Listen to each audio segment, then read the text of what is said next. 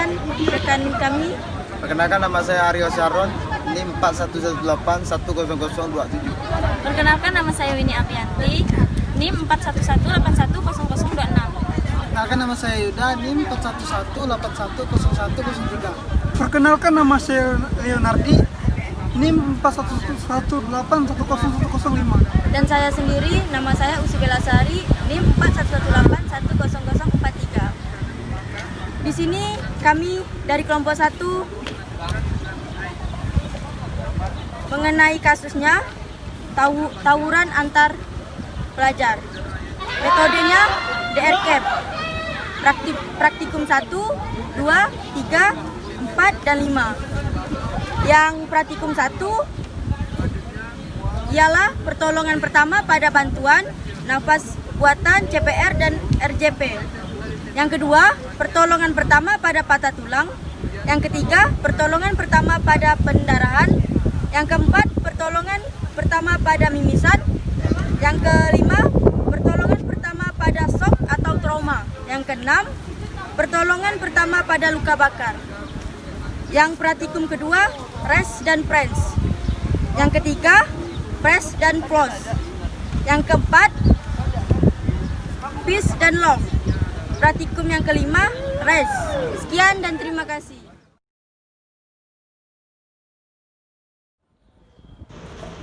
Pada suatu hari, ada seorang lelaki lagi memanjat pohon, dan dia terjatuh ke bawah. Dan setelah itu, ada 3 orang menolongnya dan membantu dia. Kejadian ini ialah pada CPR dan RJP. Yang pertama dilakukan oleh yang menolongnya adalah teknik napas bantuannya. 1. Jepit hidung. 2. Ambil napas normal. 3. Cakup mulut korban dengan mulut. 4. Tiup hingga dada korban naik. 5. Lepaskan tiupan.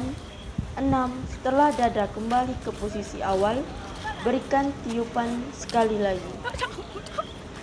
Yang kedua, teknik chest compression atau tekan dada.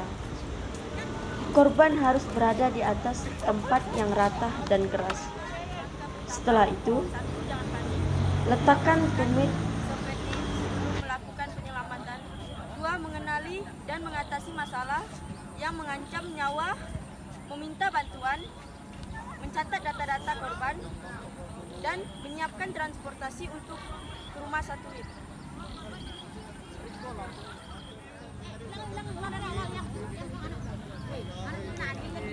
Setelah itu, letakkan tumit satu tangan di tengah dada antara 2 puting.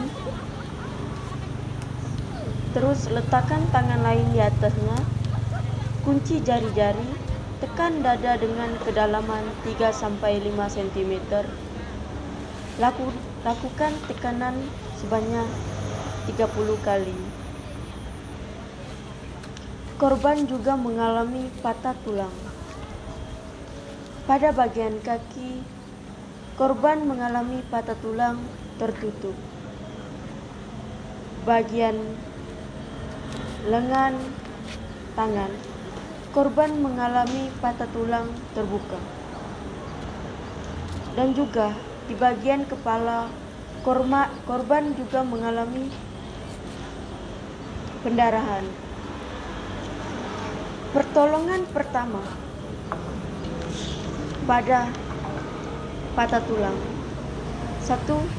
Perhatikan jalan napas, pendarahan, penurunan kesadaran sebelum menanggulangi patah tulang. Yang kedua, tanggulangi korban pada posisi korban ditemukan. Setelah itu, lakukan tindakan mengistirahatkan korban dan lakukan penanggulangan patah tulang sebelum dirujuk.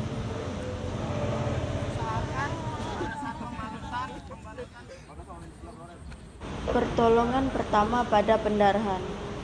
1. Penekanan langsung. Letakkan kain atau pembalut bersih di atas menutupi luka. Lalu, berikan tekanan Sesekali lepaskan atau kendorkan tekanan itu. Tinggikan bagian yang luka. 2. Pembalut tekanan. 1. Tambahkan pembalut di atas kain atau pembalut daging. Jika penuh dengan darah, tambahkan kembali pembalut baru di atasnya. Teruskan penekanan dan tetap tinggikan bagian yang luka. Jangan ganti pembalut yang telah basah oleh darah.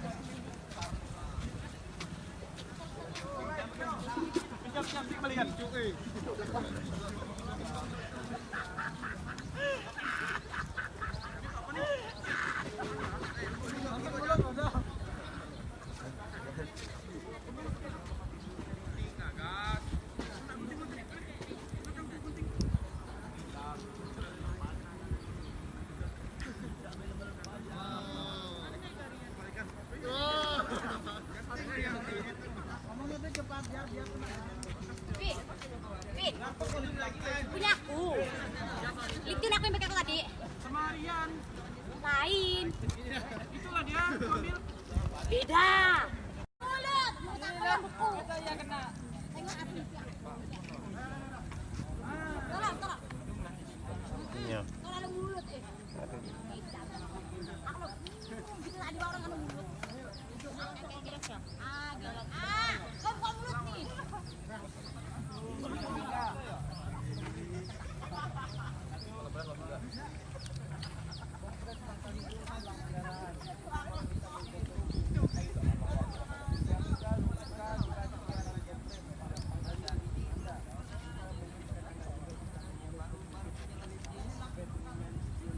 Review nanti nyaman kita review ya. Kita ngomong di siswa. Dulu Kita pakai suara jari itu. Kaki.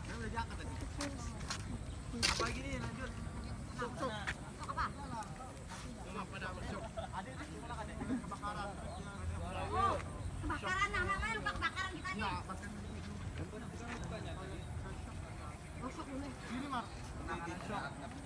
Enggak, kau teriak gitu. Shock tiba-tiba aku. Ini dua di atas stand ini udah. Jeda. Ada seorang lelaki. Tolong! Ia mengalami luka bakar karena HP dia terbakar. Betadin juga ya. Atau bisa disebut juga dengan HP-nya meledak. Penanganan ini, jangan tempelkan plaster perekat. Yang kedua, jangan oleskan lotion atau lemak. Yang ketiga, jangan pecahkan lepung yang terjadi. Yang keempat, bersihkan luka yang kotor dengan air yang mengalir atau mencelupkan ke air yang dingin. Lepaskan cincin, jam tangan, pakaian sebelum terjadi pembengkakan. Balut daerah yang terbakar dengan pembalut yang bersih dan balut yang steril. Jangan gunakan kapas karena menyebabkan iritasi. Tenangkan korban dan istirahatkan anggota gerak yang mengalami luka bakar.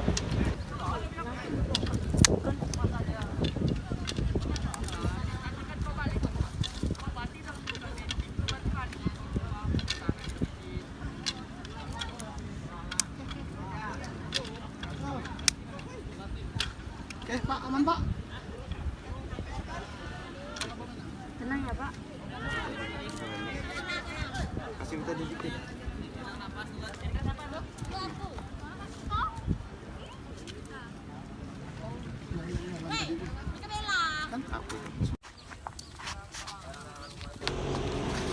Ada kejadian tawuran antar pelajar.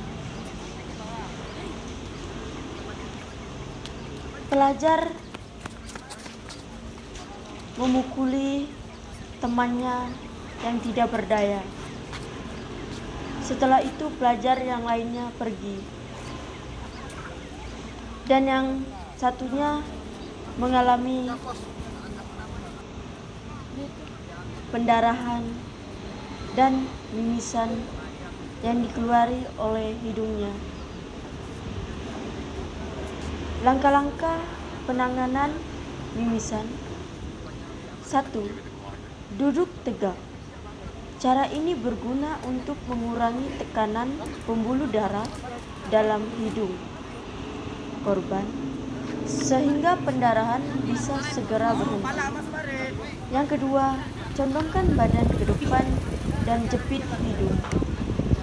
Setelah duduk tegak, condongkan badan Anda ke depan agar darah yang keluar dari hidung tidak tertelan. Kemudian, rapat hidung korban selama 15-20 menit. Dan bernapaslah melalui mulut. Yang ketiga, kompres pangkal hidung korban setelah perdarahan.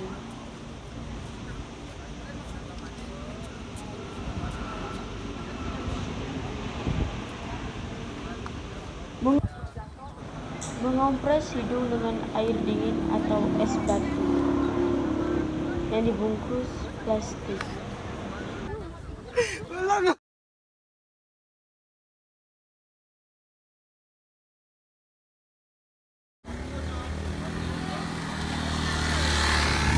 Suatu hari ada pengendara sepeda motor menyenggol seorang lelaki dan membuat seorang lelaki itu mengalami shock berat. Pertolongan pertama pada shock ialah selalu anggap korban cedera atau sakit mengalami shock. 2. Biarkan korban yang sadar menentukan posisi yang paling nyaman buat dia. Yang ketiga, jangan pindahkan korban juga tidak diperlukan. 4. Jaga kepala agar leher tidak banyak bergerak. Dan yang terakhir, jaga suhu tubuh korban dan tetap stabilkan tubuh korban.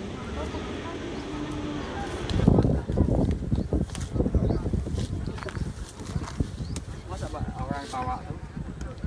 Tidak ada, Bu.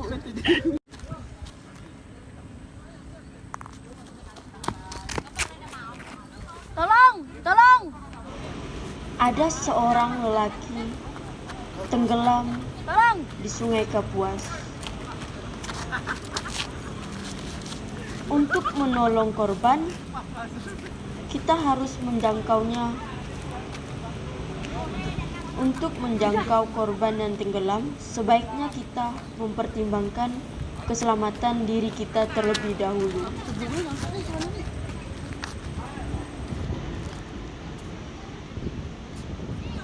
Untuk menjangkau korban tanpa mendatanginya, seperti melempar benda yang dapat mengampung ke arah korban.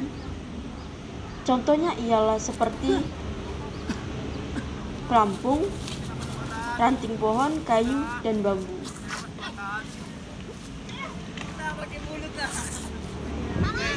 Setelah itu, kita meminta bantuan.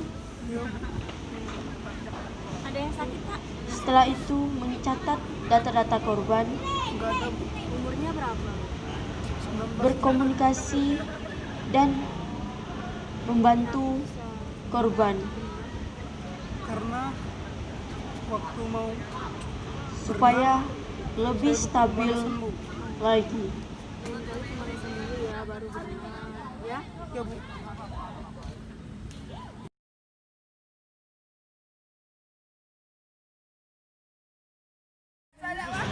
Ada seorang Tolong Bang. lelaki, dia sedang jogging bersama temannya. Gimana? Sini. Seorang lelaki Tolong. Ayo. Kram Tolong, Kak. Ah, di bagian pergelangan kakinya. Abang, Metode yang dilakukan ialah metode rinse and press. kau pakai kaos kaki enggak jadi Bang? Penanganan metode ini yang kita lakukan: satu, mengompres bagian kakinya dengan es.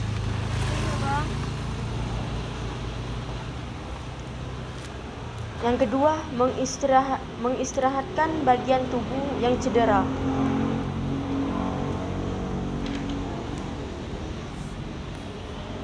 Manfaat memberikan es: satu, membatasi pembengkakan. Dua, mengurangi nyeri. Tiga, mengurangi spasme otot. Dan keempat, mencegah kematian sel dengan menurunkan metabolisme tubuh. Setelah diberikan es,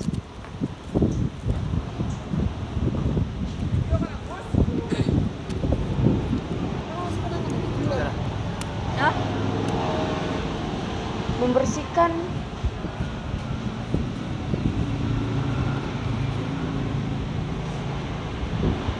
pergelangan kaki korban dengan handuk atau yang steril, dan memberikan alkohol. Setelah itu,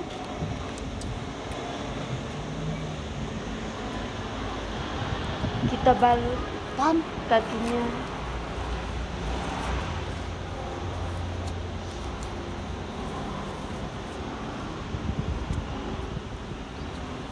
membalut korban pada daerah yang cedera.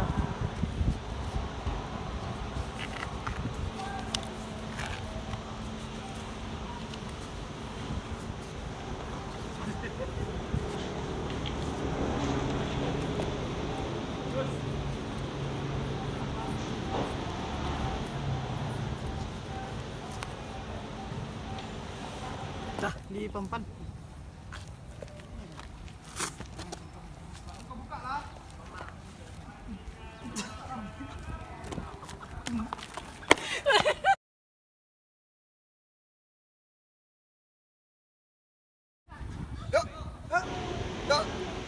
Ada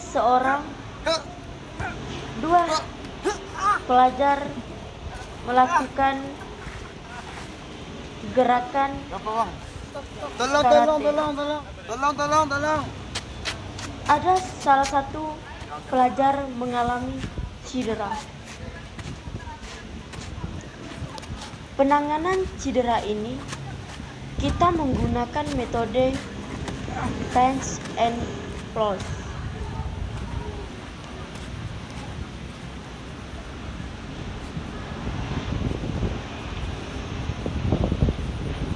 penanganan ini, kita membawa korban ke tempat yang lebih steril atau yang lebih luas. Setelah itu, kita membuka bagian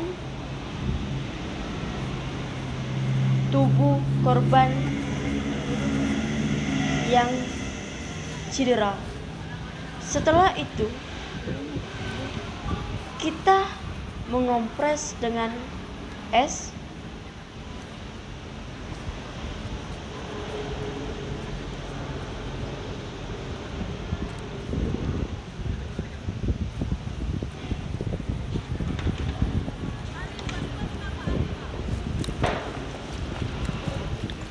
Setelah dikompres dengan es, kita bersihkan dengan handuk kecil. Setelah itu kita perban memakai perban elastis.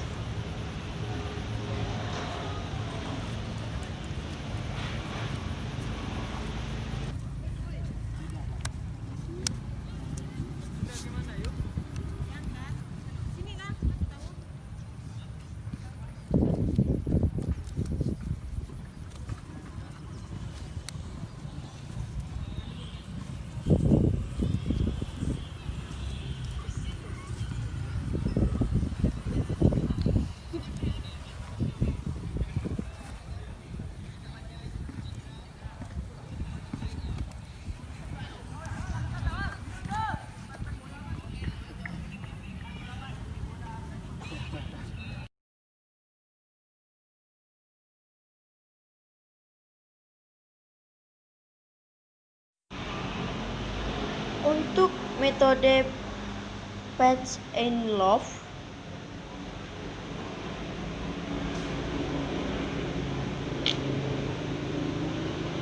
kita melakukan latihan seperti strength training, stretching, dan reflection untuk pemulihan.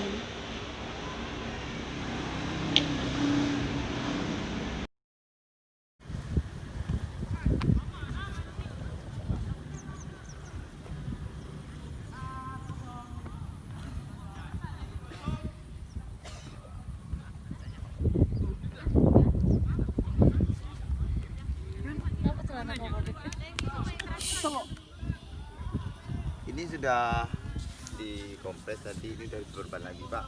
Jadi lain kali sebelum melakukan aktivitas wajib untuk melakukan pemanasan ya. Iya Pak. Ingat yang harus dihindari itu semacam jangan sampai berlebihan lah, semacam elektroterapi, manual terapi dan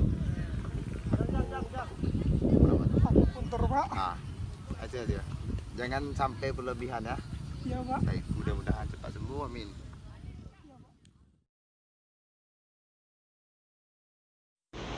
Untuk metode selanjutnya kita menggunakan metode Ranger. Metode ini untuk mengistirahatkan atau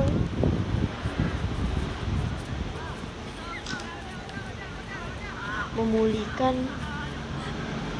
pada cedera otot, tulang dan sendi dan lain-lainnya.